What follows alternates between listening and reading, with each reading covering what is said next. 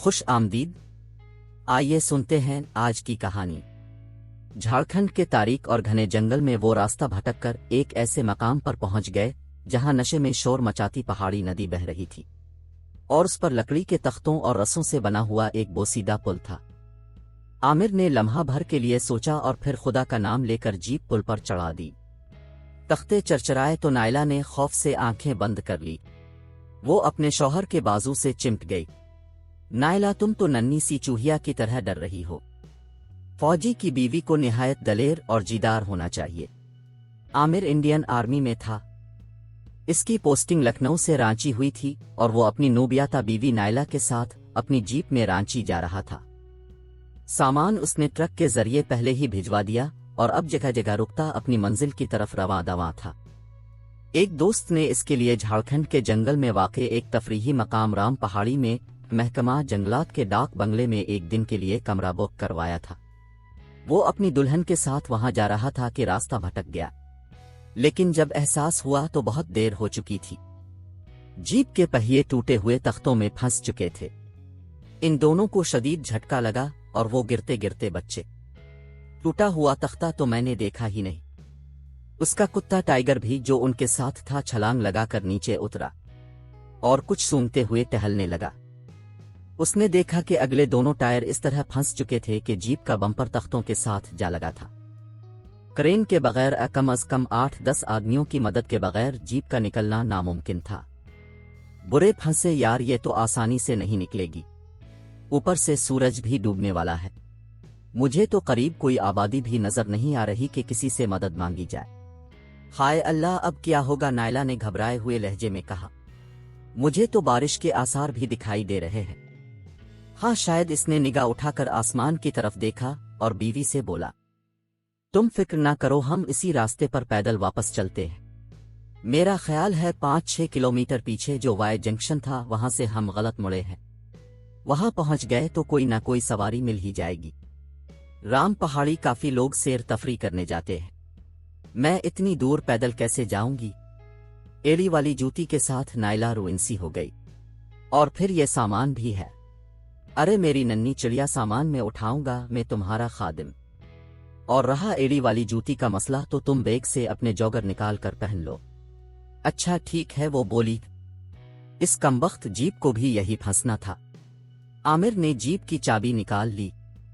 ان کا سامان ایک بڑے سوٹ کیس اور بیگ پر مشتمل تھا اور پھر دونوں واپس چل پڑے۔ کتا ان کے پہلو میں چلنے لگا۔ کبھی وہ بھاگ کر کسی چوہے یا پرندے کو پکڑنے کی کوشش کرتا اور بھونکنے لگتا۔ جنگل میں اندھیرا تیزی سے پھیل رہا تھا۔ ارد گرد سے درندوں، پرندوں اور حشرات الرز کی آوازیں آ رہی تھیں۔ یک باطل گرجے اور بجلی چمکنے لگی اور پھر دیکھتے ہی دیکھتے موسلادھار بارش شروع ہو گئی۔ وہ بری طرح بھیگنے لگے۔ بادل ناخواستہ راستہ چھوڑ کر انہوں نے گھنے درختوں کے نیچے پناہ لی۔ اسی طرح تقریباً 20 منٹ گزر گئے۔ نائلہ کو اس جگہ اگے ہوئے درختوں سے بے حد ڈر لگ رہا تھا۔ وہ عجیب اور خوفناک درخت تھے۔ ان کے تنے موٹے اور مڑے ہوئے تھے۔ ان کی شاخیں کسی فریادی کے بازوؤں کی طرح آسمان کی طرف اٹھی ہوئی تھی۔ ایک درخت میں 6-7 فٹ اونچائی پر کھو تھا جو کسی دیو کے منہ کی طرح کھلا ہوا تھا۔ اف اللہ، یہ درخت کتنا ڈراؤنا ہے! لگتا ہے کوئی بھوت منہ پھاڑے کھڑا ہے۔ ارے سامنے دیکھو، وہ پہاڑی پر درختوں میں گھر، غالباً کوئی ڈاک بنگلہ ہے۔ عامر نے خوشی سے کہا تو نائلہ بھی ادھر ہی دیکھنے لگی۔ واقعی درختوں کے درمیان سے ڈاک بنگلے کی چھت جھانکتی ہوئی دکھائی دے رہی تھی۔ بارش آہستہ ہو گئی ہے۔ میرا خیال ہے وہاں چلتے ہیں۔ ڈاک بنگلے میں چوکیدار تو ہوگا۔ امید ہے اسے کچھ رقم بطور دے کر ہم رات بسر کرنے کا بندوبست کر لیں گے۔ ممکن ہے اس کے توسط سے پھنسی ہوئی جیپ نکالنے کی بھی کوئی سبیل پیدا ہو جائے۔ نائلہ نے اپنے شوہر کی بات سن کر سر ہلا دیا، مگر اس کا ذہن ابھی تک اسی بھیانک درخت میں الجھا ہوا تھا۔ اس نے کنکھیوں سے دوبارہ اس کی طرف دیکھا تو اسے کھو میں ایک بڑا سا الو نظر آیا جو بھیگا ہوا تھا۔ وہ غالباً ابھی کہیں سے اڑ کر آیا تھا اور اس کھو میں بارش سے بچنے کے لیے پناہ طلب کی تھی۔ یکایک اس نے عجیب منظر دیکھا۔ درخت کی کھو نے ایک درندہ نما قریب انسان کی شکل اختیار کر لی، جس کے لمبے لمبے دانت تھے۔ और फिर चश्म ज़दन में उसने इस उल्लू को हड़प कर लिया। उल्लू ने खुद को बचाने के लिए पर फड़फड़ाया, मगर वो खौफनाक उसे पलक झपकते हुए निकल गया। कुत्ता अपनी जगह से उछला और जोर जोर से भौंकने लगा। ओ माई गॉड! नायला चीखी और उसका रंग हल्दी की तरह जर्द पड़ गया। आमिर ने पूछा, क्या हुआ? वो खौफ से कपकपाने लगी। कुत्ता भौंकते हुए दरख्त की तरफ भागा और फिर का यक खौफ ज़दा होकर वापस दौड़ा और आमिर के पीछे होकर गर्राने लगा। आमिर, यकीन करो, वो दरख्त उल्लू को जिंदा जालिम निगल गया। उसने खावंद के पीछे छुपते हुए उंगली से दरख्त की तरफ इशारा किया, मगर वहां था क्या जो इसका खावंद देखता, और उसकी खूबी पहली सूरत इख्तियार किए हुए थी। पता नहीं तुम इतनी वहमी क्यों हो गई हो, उसने नायला से कहा। तुम पर शायद जंगल के माहौल का असर हो गया है। तुम अंधेरे से खाइफ हो गई हो। नहीं आमिर, खुदा की कसम। अच्छा, मुझे वहम हो गया होगा, लेकिन टाइगर के बारे में तुम्हारा क्या ख्याल है? हमारा कुत्ता क्यों सहमा हुआ है और दरख्त की तरफ क्यों भौंक रहा है? उसने इसका बाजू पकड़कर कपकपाती आवाज में पूछा। अरे वो तो जानवर है, कोई चूहा या गुलहरी देख ली होगी। बहरहाल हम यहां से चलते हैं, बारिश भी रुक गई है। ये कहकर इसने सामान दोबारा उठा लिया और कदम पहाड़ी की तरफ बढ़ा दिए। खौफजदा नायला और उनका कुत्ता इसके साथ चिपक कर चलने लगा। नायला बार बार मुड़कर पीछे देखती, से यूं महसूस हो रहा था जैसे कोई गैर मरी वजूद है जो खामोश कदमों से उनके पीछे पीछे चल रहा है। किताबे सिरे अंदाज में बोल रहा था। 10-15 मिनट बाद वो लोग पहाड़ी पहुंच गए। वहां एक पुराना डाक बंगला अंधेरे में सर उठाए खड़ा था। लान का फाटक खुला हुआ था जिसमें से गुजर कर वो अंदर चले गए। लान में पीपल का एक बहुत बड़ा दरख्त था जिसके जर्द खुश्क पत्ते घास पर बिखरे पड़े थे। सेब, आलूचे और नाशपाती के कुछ पौधे झाड़ झड़कार की सूरत इख्तियार कर चुके थे। बाड़ों का भी यही हाल था। लगता था महीने से कोई माली उनकी तराश खराश के लिए डाक बंगले की तरफ नहीं आया। बज़ाहिर डाक बंगला मतरूक और नाकाबिल रहाइश लग रहा था, लेकिन जब इसके पिछले हिस्से की तरफ गया तो उसने देखा कि वहां एक सर्वेंट क्वार्टर की खिड़की से लालटेन की रोशनी झलक रही थी। उसने आगे बढ़कर दरवाजे पर दस्तक दी तो कुछ देर बाद एक दुबला पतला उधेड़ उम्र बारिश आदमी लालटेन पकड़े बाहर निकला। तुम इस डाक बंगले के चौकीदार हो क्या? आमिर ने अपना तारुफ करवाने के बाद इससे सवाल किया। जी साहिब जी, वो अदब से बोला। मैं आपकी क्या खिदमत कर सकता हूं? आमिर ने इसे सारी राम कहानी सुनाई और रात गुजारने के लिए डाक बंगले का एक कमरा खोलने के लिए कहा। चौकीदार क्वार्टर से चाबियां ले आया और बरामदे में पहुंचकर ताला खोलते हुए बोला, साहिब यहाँ कोई कमरा आपके शायान शान तो नहीं, लेकिन खोले देता हूं। कुत्ते ने चौकीदार को देखा तो भौंकने लगा। आमिर ने उसे झाड़ पिलाई तो बमुश्किल चुप हुआ। क्या यहाँ कोई नहीं आता? लान में इतनी गंदगी क्यों फैली हुई है? आमिर ने कहा तो वो चौकीदार बोला, साहिब जी, काफी अरसे से यहाँ लोग आकर ठहरना छोड़ चुके हैं। लोग कहते हैं कि ये डाक बंगला आसेब ज़दा है। चौकीदार ने जवाब दिया। नायला उसकी बात सुनकर डर गई। आमिर ने इसका खौफ भांप लिया और चौकीदार से खफा होकर पूछा, तुम्हारा नाम क्या है? रहमत अली। अरे मुसलमान होकर तुम भूत प्रेत पर यकीन रखते हो? साहिब जी, मुसलमान तो उन पर ज्यादा यकीन रखते हैं। वो आमिर के ख्यालात पर अचंभे का इजहार करने लगा। अच्छा ये बताओ, तुम्हें कभी किसी जिन भूत ने सताया है? आमिर ने तमस्खुराना लहजे में सवाल किया। मुझे कोई जिन भूत कैसे सता सकता है? इसने मानी खेज लहजे में कहा। फिर संभल कर बोला, अलबत्ता यहाँ कयाम करने वाले अक्सर मुसाफिर खुसूसन औरतें इस बात की शिकायत करती रहती हैं। आमिर, मेरा दिल यहाँ से घबरा रहा है। चौकीदार से कहो अगर वो किसी सवारी का बंदोबस्त कर दे तो हम यहाँ से चलते हैं। नायला ने आमिर का बाजू पकड़कर कहा। चौकीदार ने नायला की कैफियत भांप कर कहा, लगता है दुल्हन साहिबा तो बहुत डरी हुई लग रही है। हाँ रहमत चाचा, उन्होंने जंगल बियाबान में कभी सफर जो नहीं किया। आमिर हंसकर बोला, वरना हम फौजियों की आधी जिंदगी ऐसे ही पुरखतर और हैबतनाक में गुजर जाती है। वैसे तुम्हारी बातों ने उसे ज्यादा डरा दिया है। अच्छा ये बताओ, क्या इस वक्त किसी सवारी का बंदोबस्त हो सकता है? کہ ہم رام پہاڑی یا کسی قریبی قصبے تک پہنچ سکیں۔ میں اس کے لیے منہ مانگا کرایہ دینے کو تیار ہوں۔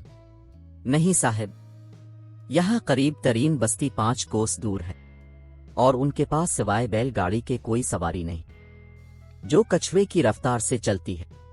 میرا خیال ہے اب ایک رات قیام کر لیں، صبح محکمہ جنگلات کا کوئی نہ کوئی ٹرک ادھر آئے گا، اس پر چلے جائیے گا۔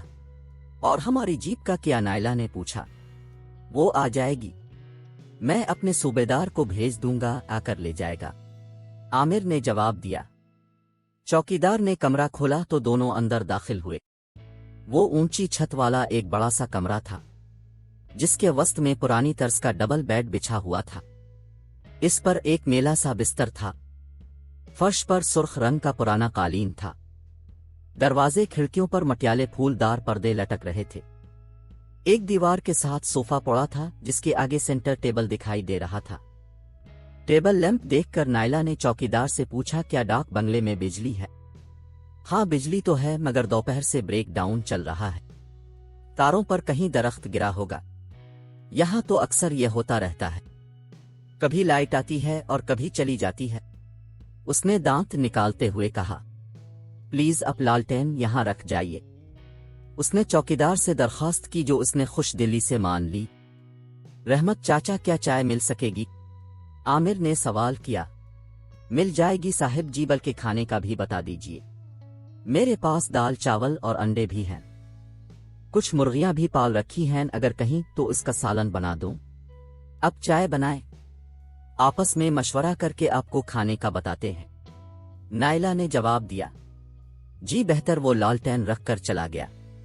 چوکیدار بیچارہ اچھا آدمی معلوم ہوتا ہے، عامر نے بیوی سے کہا۔ وہ کہنے لگی، عامر مجھے یہاں بہت ڈر لگ رہا ہے۔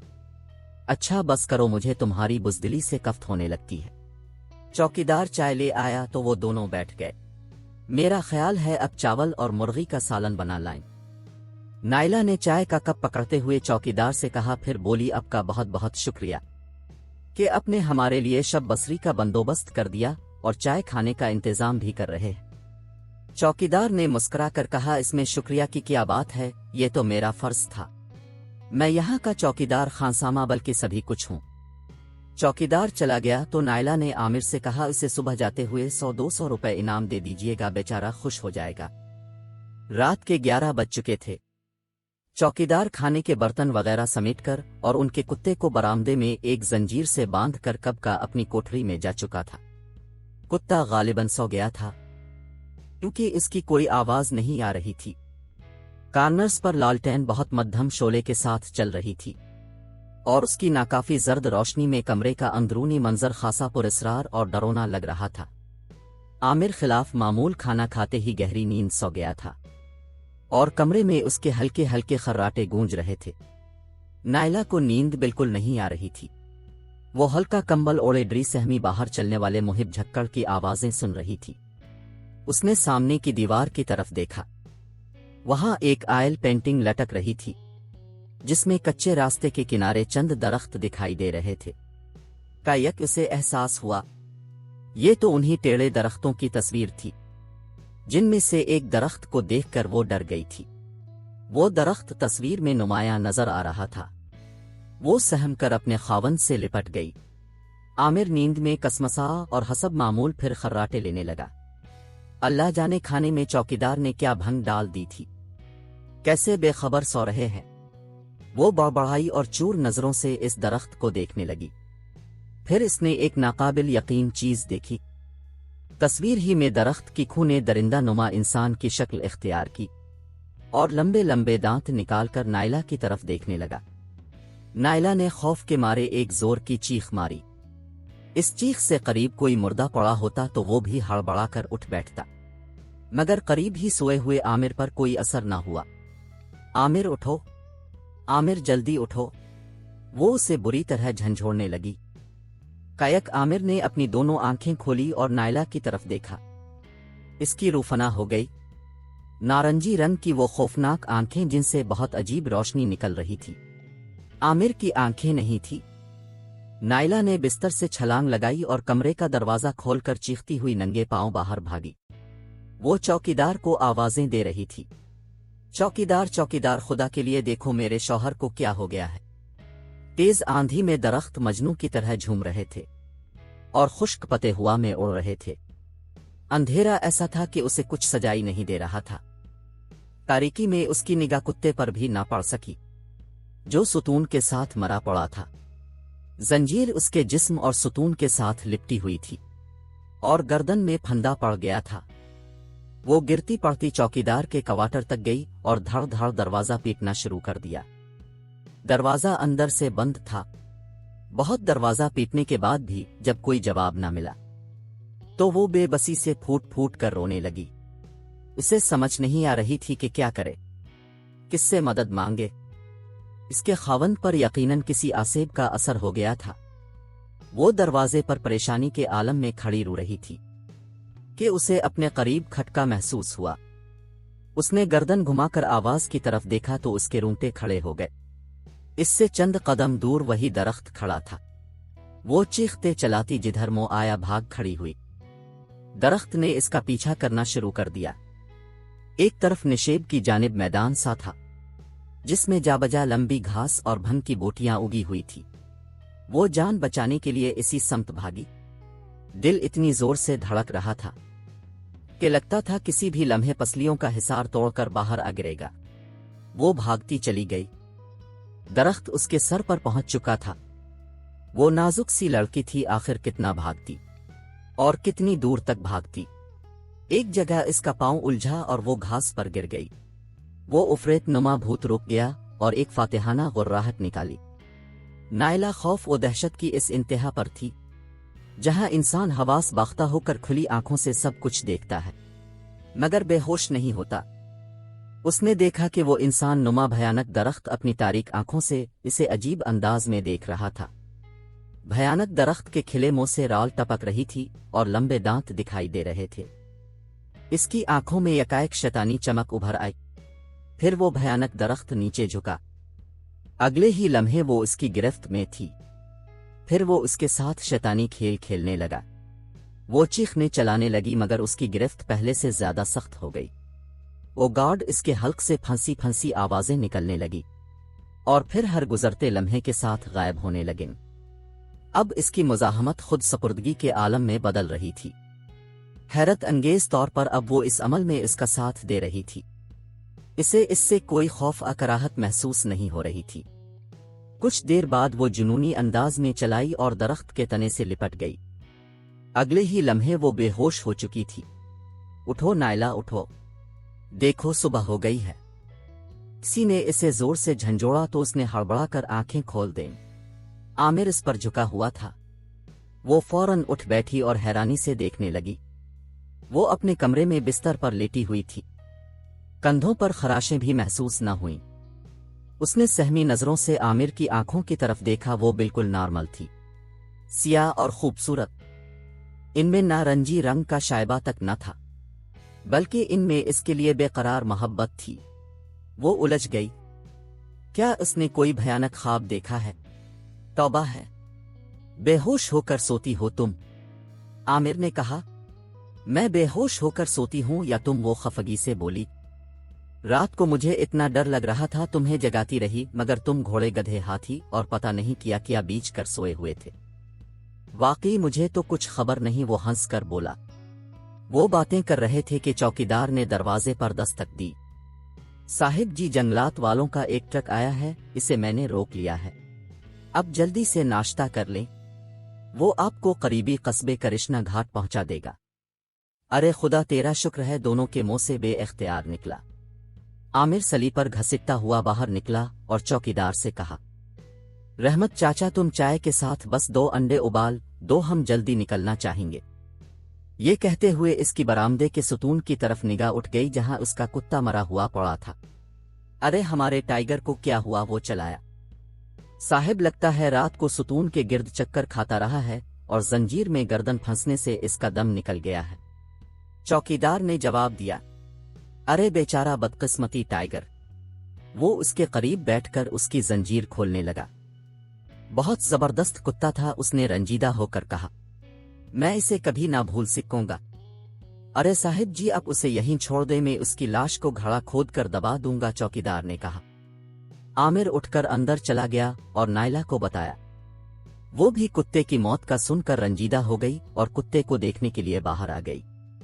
लेकिन अफसोस के साथ साथ इसका जहन फिर उलझने लगा। क्या कुत्ते को किसी ने जानबूझकर मारा है? वो सोचने लगी। उसे रात का वाकया फिर याद आ गया। नहीं नहीं, वो ख्वाब नहीं हो सकता।